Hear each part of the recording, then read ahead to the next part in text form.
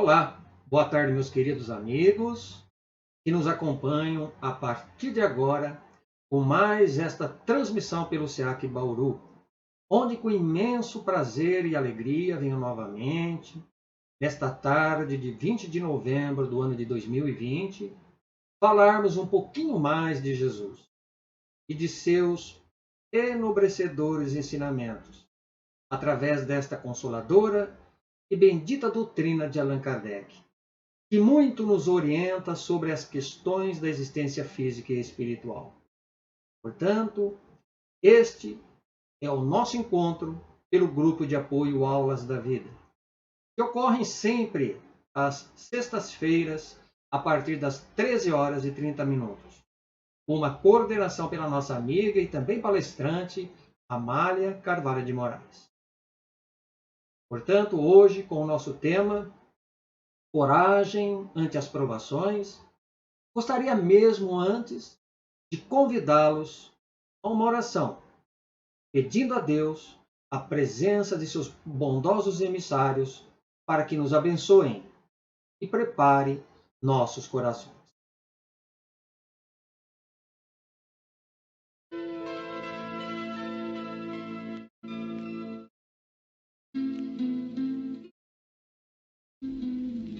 Espíritos sábios e benevolentes, mensageiros de Deus, cuja missão é assistir aos homens e conduzi-los pelo bom caminho, amparai-me nas provas desta vida.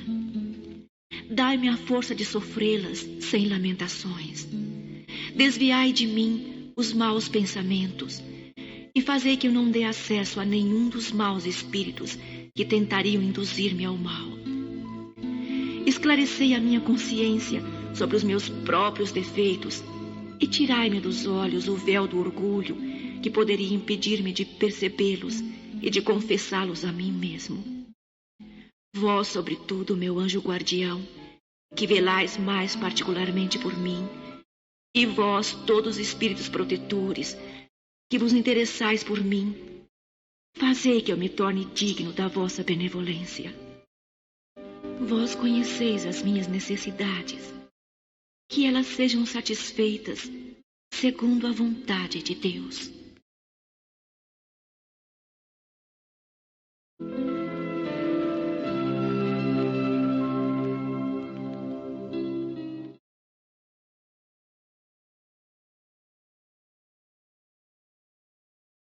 Diz o apóstolo Paulo, em sua primeira carta aos Coríntios, no capítulo 16, versículo 13, sede vigilantes, permaneceis firmes na fé, portai-vos corajosamente, fortalecei-vos. A excelência desta advertência pelo apóstolo dos gentios nada mais é do que aquela sábia recomendação do Cristo Jesus: orai e vigiai, para não cairmos em tentações. Ou seja, com a prática diária do bem e da oração, da vigilância de nossos sentimentos e emoções, conseguimos nos fortalecer contra as investidas dos maus espíritos, sejam eles encarnados como desencarnados.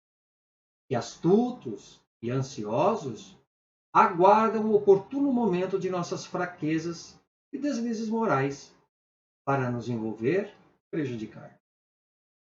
Eles nada mais fazem do que explorarem e aproveitarem das más tendências que agasalhamos e nutrimos.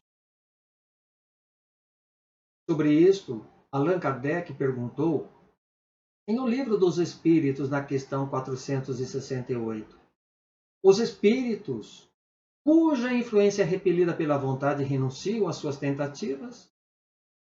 Responderam eles: que queres tu que eles façam? Quando nada conseguem, abandonam o campo. Entretanto, aguardam um momento favorável, como o gato que espera o rato. Uma bela comparação. Portanto, não são os espíritos, nem tanto os homens, que possuem o poder para seduzir, enganar e obsidiar. somos nós. Nós que aprovamos e permitimos, através de nossas errôneas e maliciosa conduta, pelo fio condutor da sintonia mental, para que ocorra esta aproximação, esta vinculação com as sombras. Porque vejamos, as moscas, somente elas são atraídas quando o ambiente ele está em desordem ou sujo. Uma casa que esteja sempre limpinha, higienizada, nenhum inseto ali permanecerá, demandando aqui ali assim o local. Do mesmo modo, ocorre conosco, quando não desejamos limpar ou realizar aquela grande faxina em nossos pensamentos e corações. Porque assim, preferindo acumular a falta do perdão, guardando mágoas, ciúmes, inveja, fomentando intrigas, alimentando o desejo de vingança e tantos outros atrativos considerados como sujeira e podridão da alma. Vejamos essa comparação. Se gostamos e falamos, por exemplo, de futebol com alguém, que tipo de público iremos atrair? Pararam para pensar? Justamente o que gostam também de futebol, mesmo? Se gostamos da sinfonia de Beethoven ou do Tchaikovsky, iremos agradar somente aqueles que apreciam e compartilham a mesma música. Os indiferentes, portanto, ou simplesmente aqueles que detestam futebol, que curtem outros gêneros de música, como samba, o funk, o rap, irão procurar os que gostam da mesma coisa.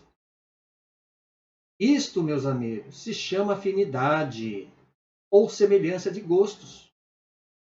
E como diz o ditado popular, que querer é poder, ao colocarmos um propósito firme e perseverante no bem, no desejo ardente de vencermos nossas imperfeições e mazelas, não cederemos então espaço às inspirações infelizes e sugestões maldosas por parte dos homens e dos espíritos inferiores.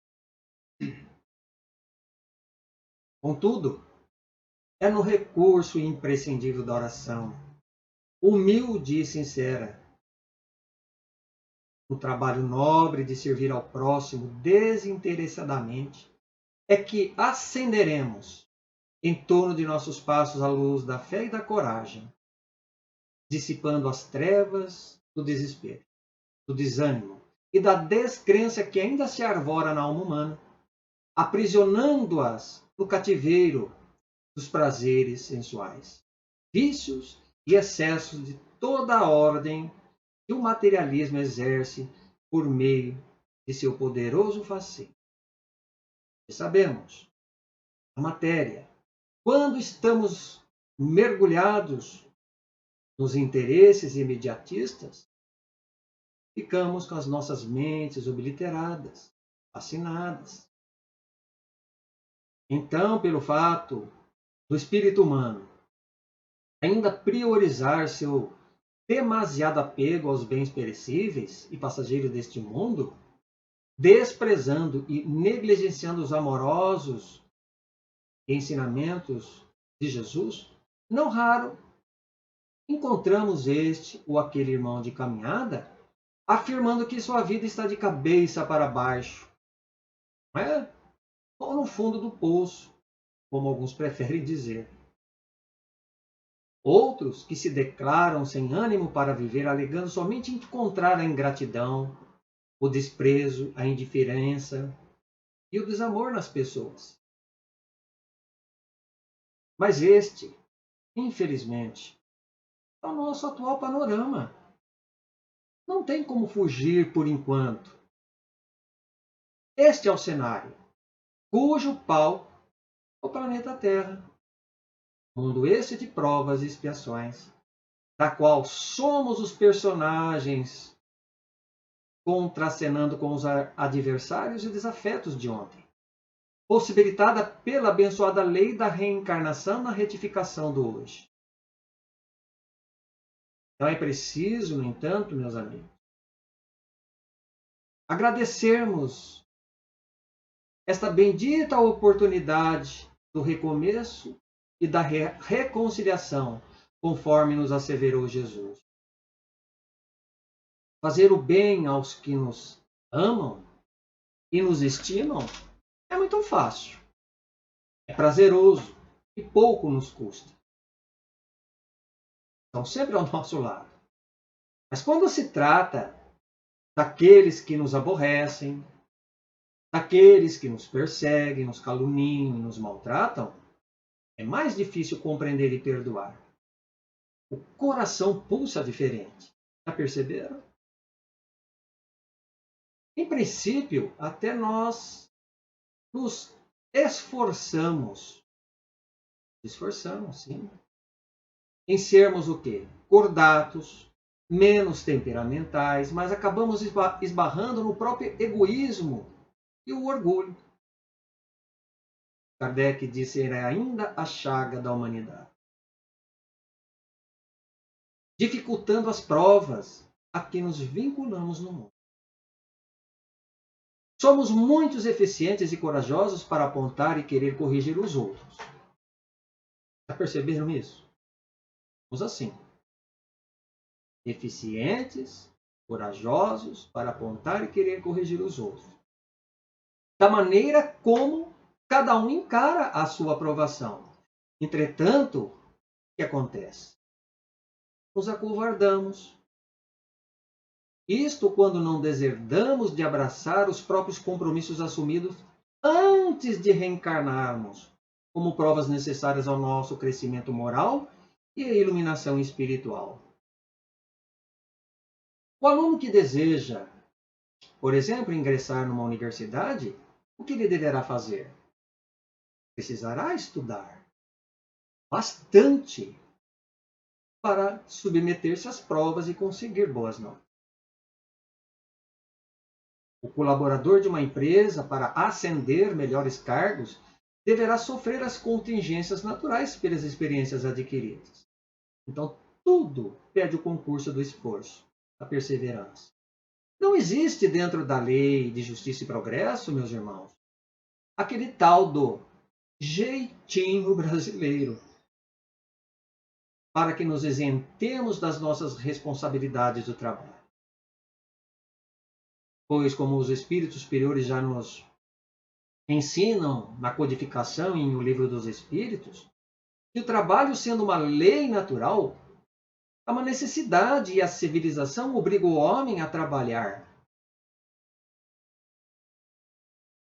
Mas, porque aumenta essas mesmas necessidades e prazeres. É uma constância. Desejamos, sem dúvida, sermos felizes. É natural que assim seja. Usufruindo do conforto de nossas casas, gozando de boa saúde, ter um bom emprego e a paz da consciência tranquila. Contudo, quando as duras e ásperas provações batem à nossa porta, requisitando o concurso do esforço íntimo e da nossa renúncia, fragilizados e impotentes, ficamos o quê? Abalados, a ponto de perdermos, sim, a ponto de perdermos a nossa fé e coragem. Mas vamos entender uma coisa, que o fato das lutas que empreendemos ante as provações terrenas que nos visitam, não significa que devamos necessariamente passar por dores e sofrimentos. Não, não é isso. Porém, elas são fatores que nos auxiliará. Auxiliará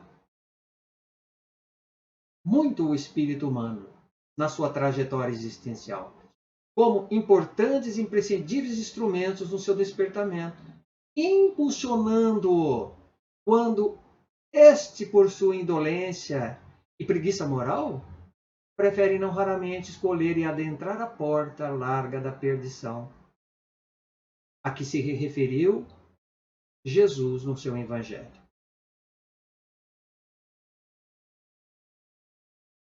As tribulações que experimentamos no curso da reencarnação é este cadinho de depuração. É este cadinho. Para que, assim, possamos vencer as nossas imperfeições. Agora, aqueles que mais rápido chegam à perfeição é por quê? Empregaram bem o seu tempo na caridade, amor ao próximo, e maior desapego deram às coisas materiais. Pois, como sabemos, quanto mais ficamos atrelados às coisas físicas do mundo, mais iremos sofrer. Não só pelo fato da desencarnação, mas pela nossa própria readaptação no mundo espiritual. Por outro lado, meus irmãos, quantos que falham e reprovam suas provações também? Um espírito, por exemplo, poderá solicitar a riqueza e até mesmo lhe ser concedida, mas, conforme o seu caráter e conduta, ele poderá ser avaro ou pródigo, egoísta ou generoso. Tudo dependerá como ele administrar. O espírito, quando ele ingressa na carne, ele sofre a influência do meio que vive, das sensualidades, das paixões e tentações que o cercam. E sua vitória somente será coroada de êxito e alegria caso não sucumba ante os arrastamentos da matéria que escraviza e sufoca. Foi o que levou Allan Kardec a perguntar aos imortais na questão de número 264 do Livro dos Espíritos. Como vamos ver no slide. O que dirige o espírito na escolha das provas que quer suportar? Ele escolhe as que pode ser para ele uma expiação, segundo a natureza de suas faltas, e o faça avançar mais rapidamente. Alguns se impõem numa vida de misérias e privações para tentar suportá-la com coragem. Outros querem se experimentar nas tentações da fortuna e do poder, bem mais perigosa pelo abuso e mal que dela se pode fazer, e pelas más paixões que desenvolvem. Outros, enfim, querem experimentar-se pelas lutas que devem sustentar ao contato do vício. Então, de uma forma ou de outra, as escolhas sempre representam e denotam a inferioridade do espírito, onde deverá imprimir maior ou menor vontade para vencer seus maus pendores. Maus pendores. Outra situação que merece todo o nosso cuidado e cautela é quando, por exemplo, ao vermos determinada pessoa acometida por uma grave enfermidade, até mesmo incurável, outras entravadas por anos numa cama, as que nasceram com deficiência visual e mental, afirmamos categoricamente que ali elas estão pagando as suas dívidas e pecados do passado. É a mania, do espírita, geralmente, principalmente. Ele diz assim: está sofrendo porque é seu karma. Tem que pagar. É o karma das vidas anteriores. Realmente, isso não deixa de ter uma relativa verdade. Do contrário, Jesus não diria a todos nós que a cada um será dado conforme suas obras. E mesmo Allan Kardec, quando aborda em um Evangelho segundo o Espiritismo, sobre as causas das aflições anteriores. Então, vem ali nos atestar se isto realmente ocorre. No entanto, é necessário esclarecermos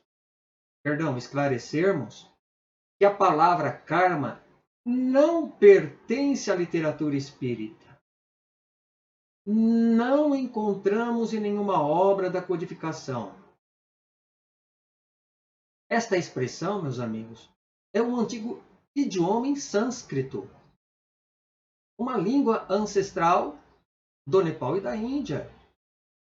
Então, muitos espíritas e espiritualistas acabaram importando e incorporando este termo em substituição à lei de causa e efeito. E de uma maneira geral e equivocada, o karma é apenas entendido no seu aspecto negativo. Geralmente, quando alguém fala em karma, imediatamente ele já recorre às coisas ruins que acontecem. Aliás, essa tem sido uma postura e uma visão um tanto engessadas por parte de alguns confrades e amigos espíritas, interpretando que as dores e sofrimento dessas criaturas refletem apenas as consequências de suas faltas pretéritas. E não é assim. Pois quem estuda o Espiritismo sabe que nem todas as tribulações e vicissitudes da vida presente são expiações. No capítulo 5 do Evangelho segundo o Espiritismo, aprendemos com Allan Kardec que a expiação serve sempre de prova, mas nem toda prova é uma expiação. É o típico caso narrado no Evangelho de João, no capítulo 9, quando Jesus ali lhe restitui a visão de um homem que era cego de nascença. E seus discípulos que o acompanhavam de perto perguntaram-lhe: Mestre, quem pecou para que este homem nascesse cego? Foi ele mesmo ou os seus pais? E respondendo, disse Jesus: Nem ele pecou, nem seus pais para que nascesse cego. Mas foi assim para que manifeste nele as obras de Deus. E misturando sua saliva à terra, formou um barro que passou em seus olhos, pedindo em seguida que os lavasse no tanque de Siloé. E assim passou dali em diante a enxergar. A resposta de Jesus aos seus discípulos neste texto bíblico claramente diz que aquele homem vivia uma provação espiritual, não uma expiação.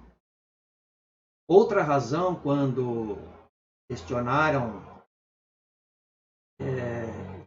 quando questionaram o mestre, se a culpa dele ter nascido cego era de seus pais, isto é porque em algumas passagens das Escrituras diziam que os descendentes eles pagavam pelos erros dos seus antepassados,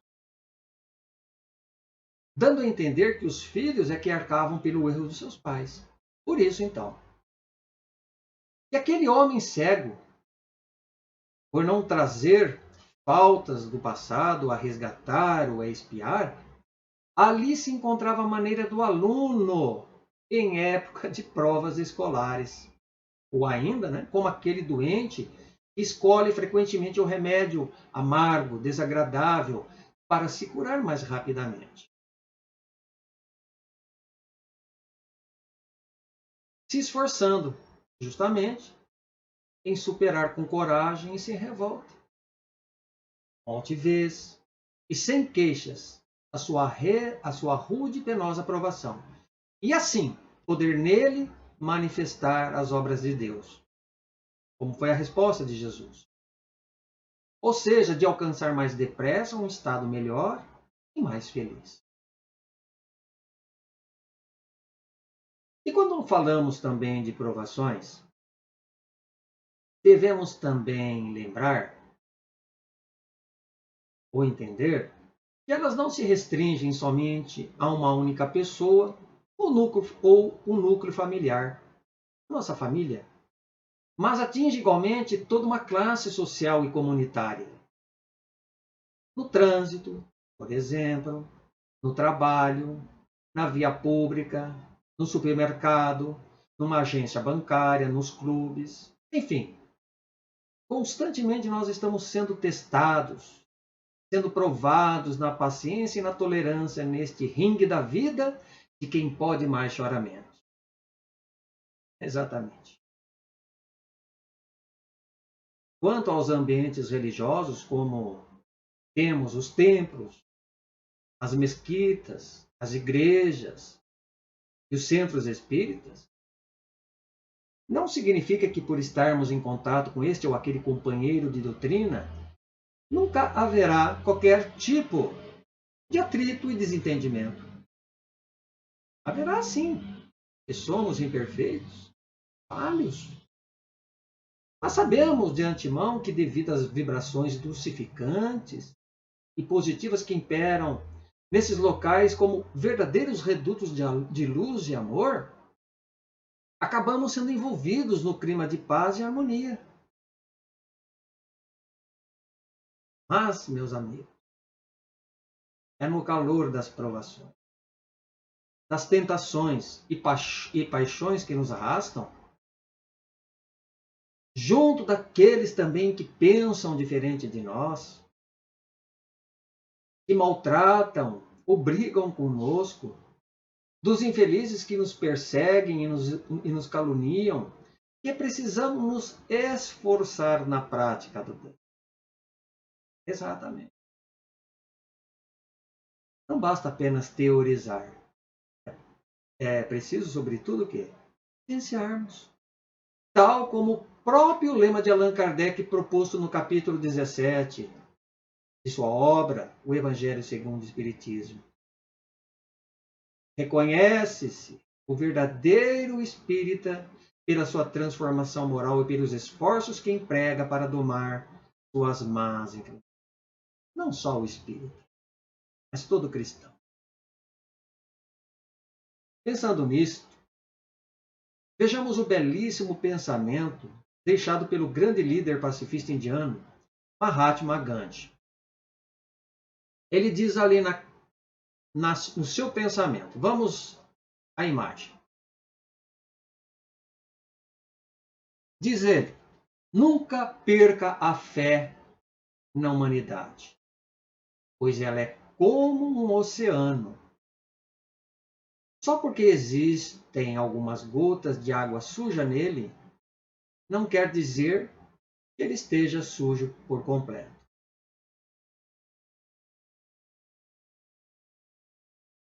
Atualmente, o mundo está vivendo, como temos acompanhado, o caótico e assustador período do coronavírus, da Covid-19, como queiram. Há exemplo de outras pandemias que já ocorreram pelo mundo, como a peste negra, a varíola, cólera, a gripe espanhola, aviária e suína. E todo este clima, que por horas estamos mergulhados,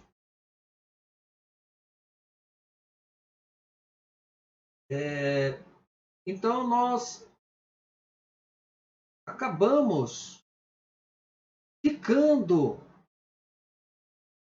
reféns à maneira quando presos num grande nevoeiro, uma tempestade destruidora. Justamente são esses, amigos, os tempos de provações coletivas. cabendo agora o quê? Provar a nossa fé ante as promessas do Cristo Jesus. Não é lá no momento bonitinho, na hora boa, na hora que estamos tranquilos,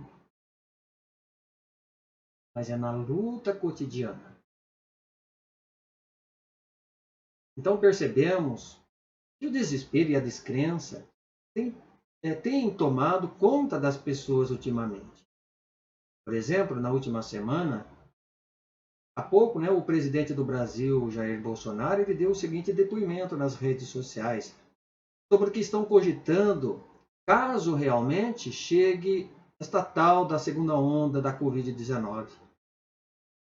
E ele, preocupado com a transição econômica do país, ele afirmou: temos que enfrentar com coragem tudo isso para que o país não quebre. Sem o desejo de fazer aqui apologia política partidária, somente aqui ilustrei o fato a fim de demonstrar que economicamente o Brasil e outros países estão passando por uma espécie de provação neste âmbito. E sem nenhuma demagogia, as palavras do presidente foram simplesmente de incentivo e ânimo ante a crise que se avizinha de todos nós.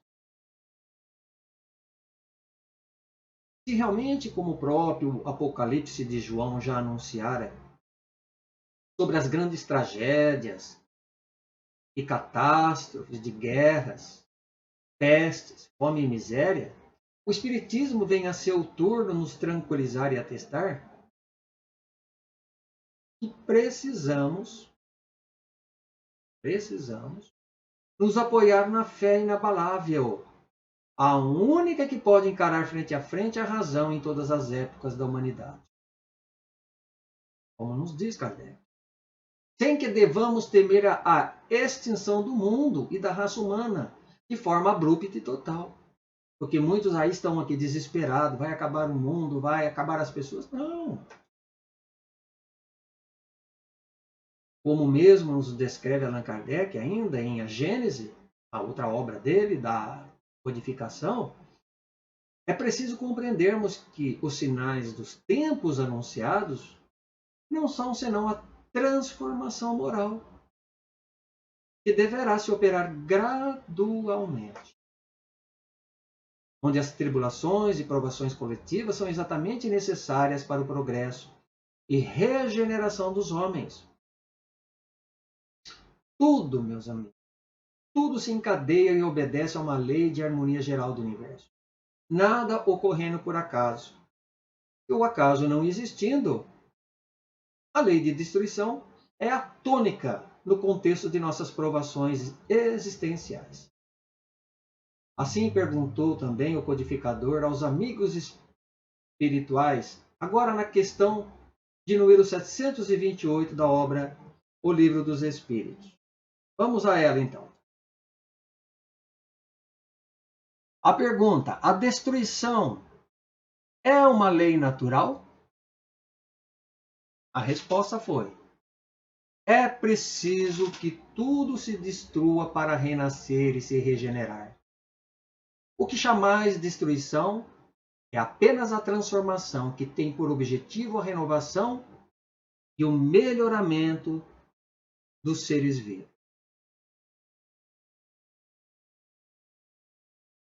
E ali os imortais continuam dizendo que os seres vivos são os próprios instrumentos que Deus se serve para atingir o seu fim providencial. E pela necessidade de se nutrirem, acabam se destruindo entre si com um duplo objetivo.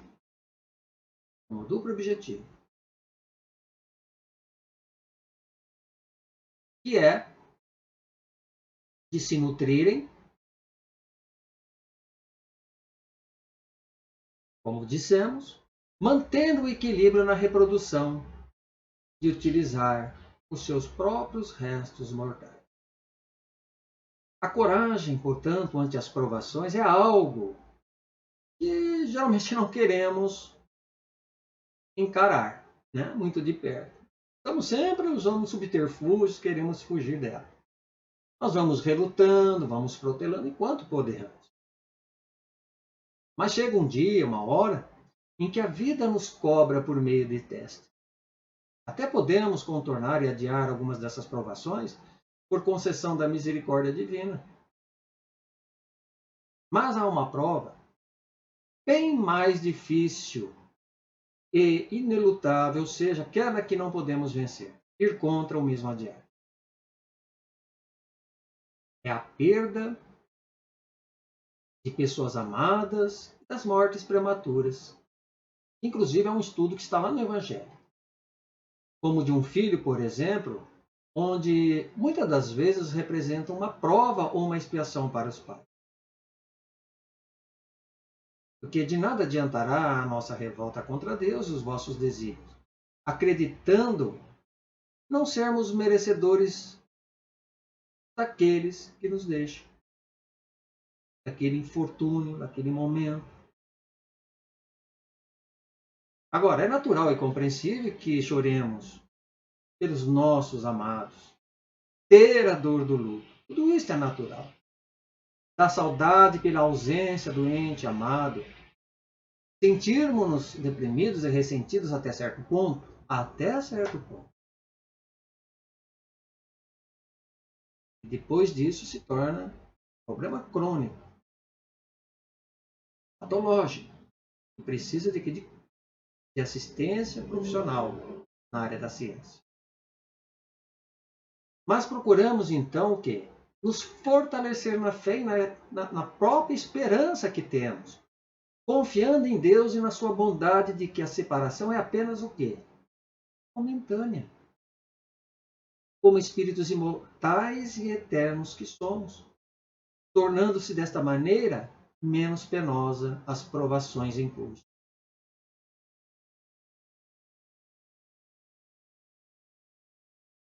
Chico Xavier, certa vez, ele foi procurado por uma senhora que trazia junto dos seus braços uma criança quando lhe disse: Chico, o meu filho nasceu surdo, mudo, cego e sem os dois braços. E agora está com uma doença nas pernas e os médicos querem amputar as suas pernas para salvar a sua vida. As duas pernas. Há alguma resposta para mim no Espiritismo? Perguntou ela.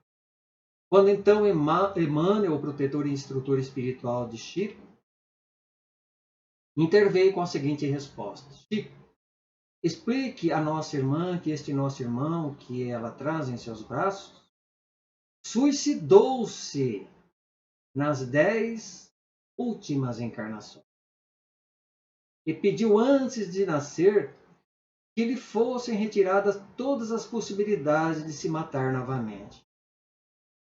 Mas agora, que está com 5 anos de idade, aproximadamente, procura um rio, um precipício para se atirar.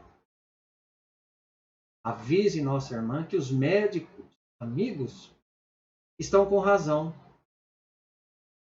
As 2 pernas dele serão amputadas, em seu próprio benefício, para que ele fique mais algum tempo na Terra, a fim de que diminui a ideia do suicídio. Temos então nessa história que o espírito reencarnado na condição de filho, ele trazia ali suas limitações congênitas na pauta da expiação. Mas teria pela frente toda a oportunidade de vencer e reparar as faltas do passado que as provações futuras lhe acenavam. Mas acabou novamente cedendo ao desejo de suicídio. Pelo menos tentou. Pela infinita misericórdia divina, a perda das 2 pernas foi providencial dor auxílio. Dor auxílio que, segundo o instrutor Druso, agora no livro Ação e Reação pelo Espírito de André Luiz, seria valioso componente de correção.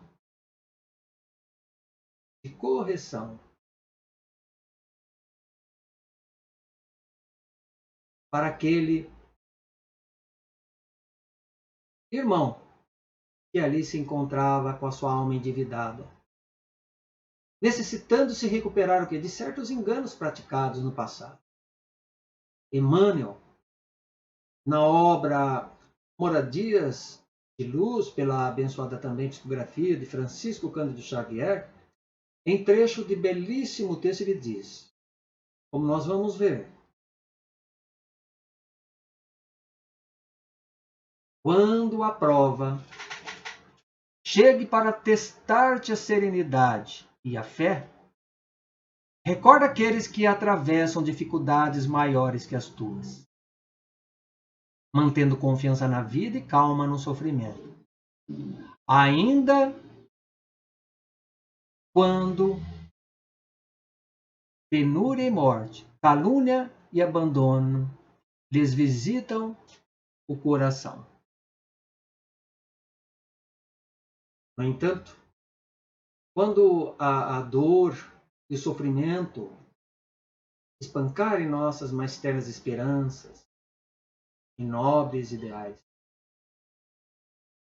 recordemos as consoladoras e encorajadoras palavras do Mestre querido. Recordemos. E sem temor, podemos atravessar as escuras noites da provação. Quando ele nos diz assim: vinde a mim todos que estáis cansados e sobrecarregados, e eu vos aliviarei.